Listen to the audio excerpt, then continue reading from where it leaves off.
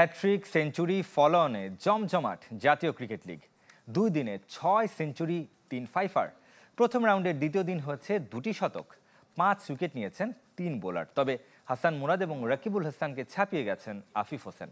6 উইকেটই শুধু নেননি, করেছেন এবারের লিগের প্রথম হ্যাট্রিকও।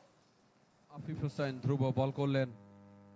ঘরের ছেলে ঘরের মাঠে জ্বলে উঠলেন। খুলনা বিভাগীয় স্টেডিয়াম স্মরণীয় হয়ে রইল আফিফ হোসেনের পারফরমেন্সে।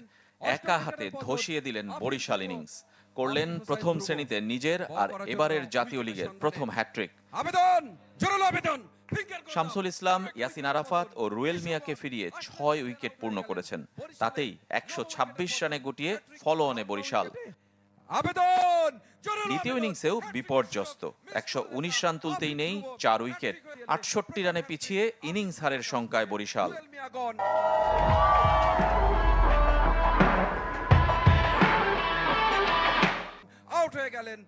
রাজশাহীতেও বোলারদের দাপট। বাঁহাতি স্পিনার হাসান মুরাদ চট্টগ্রামের নায়ক, একাই 6 উইকেট নিয়েছেন।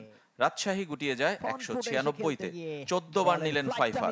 205 রানের লিড নিয়েও প্রতিপক্ষকে ফলোঅনে ফেলেননি চট্টগ্রাম অধিনায়ক শাহাদাত হোসেন দীপু।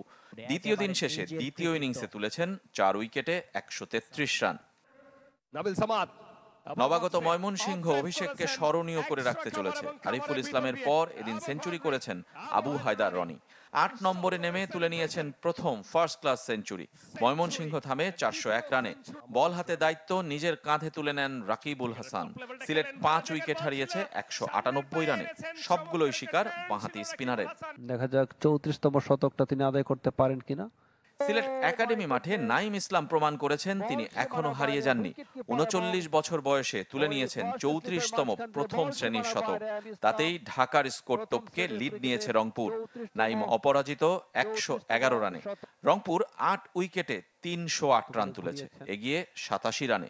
ব্যাকওয়ার্ড স্কয়ার লেগে ডেস্ক রিপোর্ট, চ্যানেল 24।